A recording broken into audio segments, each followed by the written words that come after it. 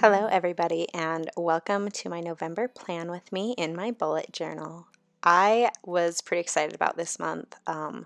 This past couple months, I don't know, I've just been kind of out of the doodle and lettering game. I stuck with really simple stuff, and that's fine. I think that going simple is great, but I had this desire to create this month, and it was nice to kind of have that reignite and really actually want to sit down and spend time drawing because I haven't really had that a lot.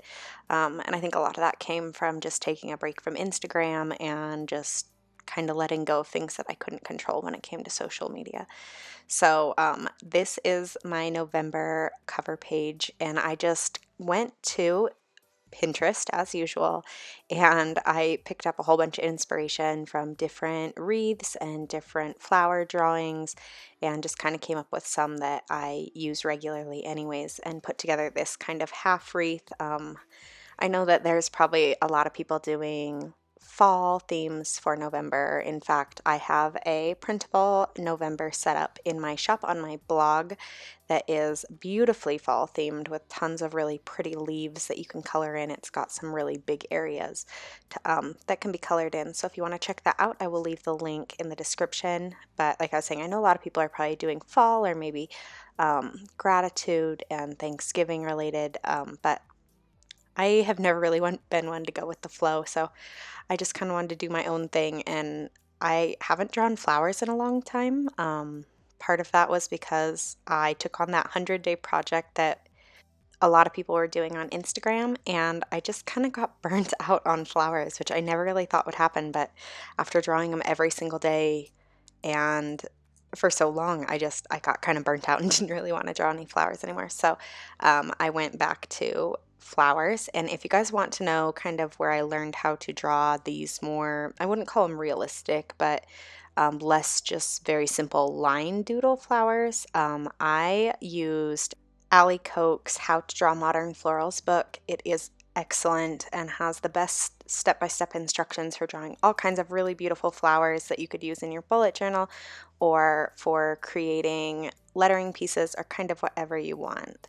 So here we're getting into my calendar, and you guys kind of know that I change things up every month. Like, I think there's only 2 consecutive months where I did something very similar, and that was with the Dutch door theme. So this month I decided to go with the smaller calendar that just fits on the page. There isn't going to be much room for writing in it, but I can use like colored dots to make little notes of things, possibly in my weeklies, and then refer back to them on my calendar or, whatever I need.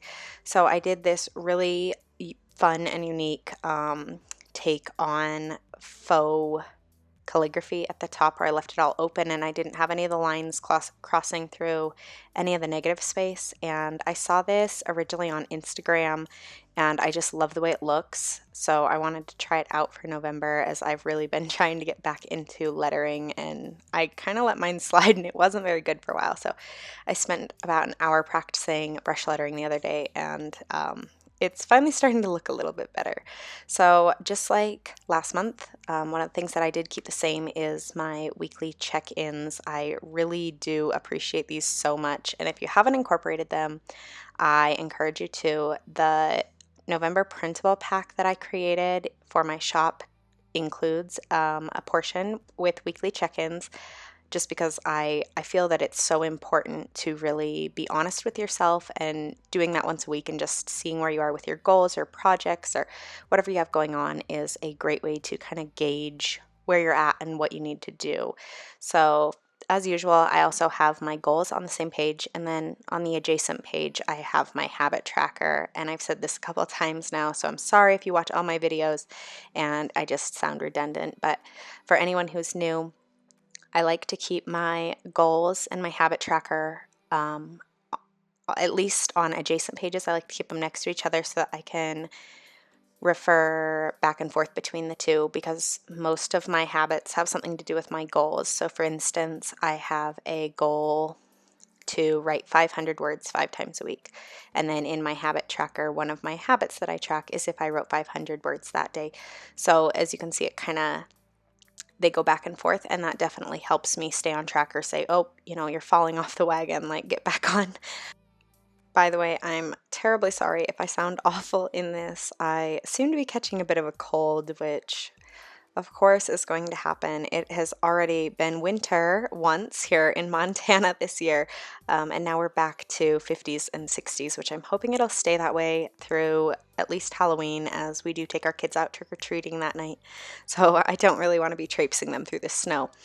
But every year, as soon as the snow flies, it seems like my entire family, we all catch this nasty cold that lasts about 2 to 3 weeks. So again, if my voice sounds really bad or you hear it like shake and crackle, I apologize. I'm trying to get through this and pause and voice over if it gets too bad, but I might miss a couple or just sound like I'm sick in general. So again, my inspiration for this lettering came from Instagram. If I can find the girl who I remember like seeing this from, I know that I was inspired by someone to do this lettering style. I will put her in the description of this video. I can't really remember her name, but anyway, she did this open faux calligraphy and then did stippling, kind of like ombre, so really heavy dots at the bottom and then slowly becoming further and further apart as you reach the top of the letter. And I just love the way it looks. It turned out so pretty and just kind of went with my theme. I was trying to add a lot of color into my spreads, but I think I've just kind of come to figure out that I am more of a black and white person. I just love the monochrome. It just makes my heart happy. So this is my habit tracker, and I went difficult on myself this month rather than just create one big grid. I did individual trackers for all of my habits, as many as I could fit. I had to cut one habit out just because I didn't have room. So each row contains 15 cells, and then so there are 2 rows for everyone, so 30 days in total. And in the beginning, I was like, oh, this isn't that bad. Like drawing all these lines isn't that bad. But I will warn you right now, and I sped so much of this up. The entire video was over 2 hours and 40 minutes, and I cut it down to 16 minutes. So a lot of it is very sped up because the end part here, a lot of my spreads are pretty much all line work with a ruler. So I'm sorry, that's kind of boring.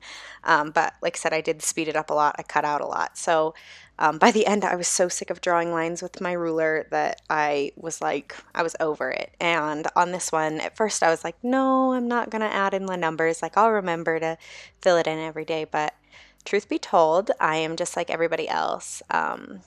Here and there, I miss a day. Here and there, I just don't want to do it. I am doing something else. I'm lazy. I'm hanging with family. I'm busy with works, whatever it is. And I just, at the end of the night, I'm just like, I'll fill in my journal tomorrow. And so I kind of need those numbers in the boxes for the days that I am not completely on top of my journal. So it definitely helps, but it was a pain in the butt to write out all those numbers. I don't know what 30 times 14 is, but it's a lot of writing and it took a long time. But it was so worth it. I do love the way this turned out. With all that being said, I've mentioned this in my previous videos, but there are always new people, so I want to just kind of restate it again. You are not a failure if you miss a day or 2 or a week or 2 weeks or a month in your journal. It doesn't mean that you can't be a bullet journaler. It doesn't mean that you can't plan. It doesn't mean that you can't draw or anything else. Life happens. It really does. And sometimes you may think like, oh, I really need to be planning and be organized. But sometimes the best thing you can do is just take a break from it and just let life happen. Like there are people out there all across the world that don't plan and they get things done too. Do I think that we should all plan? Yeah, I mean, I think it's very beneficial, but I think your self-care and looking out for number one is more important than writing something in your journal or creating a weekly spread or filling in your planner every day. So I just want to reinstate that and have you guys keep that in mind whenever you have those days where you don't fill it in and all of a sudden you feel like you can't do this or you're not cut out for it, because even the best, and I'm not referring to myself as the best, but even the best sometimes miss days or sometimes don't fill in their journal as well as they should. So just keep that in mind.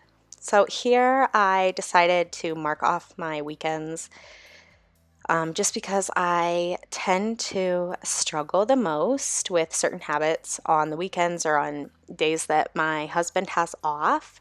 Um, but weekends seem to be pretty bad because then my oldest daughter is home, and so we're hanging out and watching movies and playing around, and then dinner doesn't get cooked and we're ordering takeout. And that's one of the things we're trying to avoid because we're trying to save money, which you will see this month. I did a lot of financial stuff because I've just finally decided that I've been lying to myself for too long that I have my finances under control. And I do not. So I need an actual budget. You didn't see it in my October video because I didn't add it in right away. But shortly after I made the video, I decided that I did want to have a spending log in my bullet journal. So I added one in, and it has worked really well this month to keep us on track and just kind of make me be more mindful of where I'm spending money, because one of my biggest struggles is just getting online, like on Amazon or on eBay or on a clothing website, and somewhere that I have an account and they already have my bank information, and I just hit order. It's that easy. And I kind of lose track of how much money I'm actually spending, or going to the grocery store for chicken, but leaving with 2 Red Bulls and a bag of chips and a bag of pomegranates and a container of pre-cut up fruit. So it was kind of my way to try to counteract that. So now that I've rambled, this is my stats page. You guys have seen this if you watched my other video. I do this every month now. It is one of my favorite pages. I've had people who said they are adding this to their journals and they're really excited to do it. It's kind of an all-around log, kind of like a habit tracker, but more detailed. So you could choose all your own statistics. I am using my weight, which I don't track every day, but I like to have that space open so that I can write it in when I do weigh myself. The next one over from that is my daily steps, which I count with my Apple Watch. And then for the next 3, I use kind of like a meter to judge my overall health for the day, my mood, and my productivity for the day. And then I have a very small space for hours of sleep, and then what workout I did, and then how many calories I ate that day. So that's my stats page. The next one is my budget page, and it's pretty bare bones. I just have a place to write in income. As a blogger, I get different income from different sources throughout the month, plus my husband's paychecks. So I can write all those in. And then I have a starting and ending balance for both our checking and savings so that I can hopefully see those numbers going up. And then at the bottom, all of our bills, because some of those I completely forget about because they're on auto pay. So I wanted this month to actually make sure that I'm writing all them down, and then I can kind of categorize or look and say like if we need certain things, because I know in the past I've signed up for things, or at one time my husband had an Amazon Prime account and I had an Amazon Prime account, and that was just silly that we both had the exact same thing. So what you guys missed last month was my spending log. I kept it almost the same. If you saw my Instagram, you probably saw a picture of my spending log. So for November, the only thing that I did differently is I added this tiny little space that I'm going to use for color coding, because I want to color code our expenses and our spending. So is it money that we needed to spend, whether it be on bills or on groceries, or was it not needed, non-necessities, whether it be eating out or buying clothes or going to an event, those kind of things. So what I have at the top is I have the date, and then I have a longer line that is place and purchase. So I write down the place that I spent the money and what it was spent on in general. So like I might write down groceries and household, or car payment, so that kind of thing. And then the tiny box is the color code section. And then the next box over will be the amount. And the final box is method. I like to keep track of how we are paying things, whether it be debit, credit, check, cash. I'm almost always use debit, but occasionally I use something like I have a PayPal balance, or I used my credit card. I have a credit card that has like my business expenses. So I made that spending log, 3 pages long, because in October I had 2 pages set up and it doesn't look like it's going to be enough for the month. I will have to add another page to finish out. So this month I just made 3 pages, and then similarly to last month, I am doing this page, which is a doodle every day, and it's kind of like a word a day. So if you've seen that on Instagram, it's where you pick a word that might represent your day or something that happened that day, and then you write it. So this is similar, but it's a doodle, and what I did was I decided to make it into a collage. I will have a picture up of my October one in the next couple days on my Instagram if you want to check it out to see what it looks like. I think it looks awesome, and that's why I wanted to do it again this month. So similarly to how I did my calendar page, I also did this faux calligraphy and then the stippling. I really need to find out where I got that inspiration from, because she definitely deserves the credit for it. It's awesome, and it was not my idea. I saw it a long time ago. It was a July cover page. I do remember that, but I saw it on Instagram first, and then I saw it on Pinterest again recently, and that's what made me think of this. So I really should look her up and get that in the description for you guys so you guys can see the original, because it's beautiful. So those are all my pages for November. I actually did a couple more pages than I normally do. So like I said, I've been kind of in a good mood planning wise. So thank you guys so much for watching my video. If you liked it, please like and subscribe to my channel. And I'll see you guys again next time.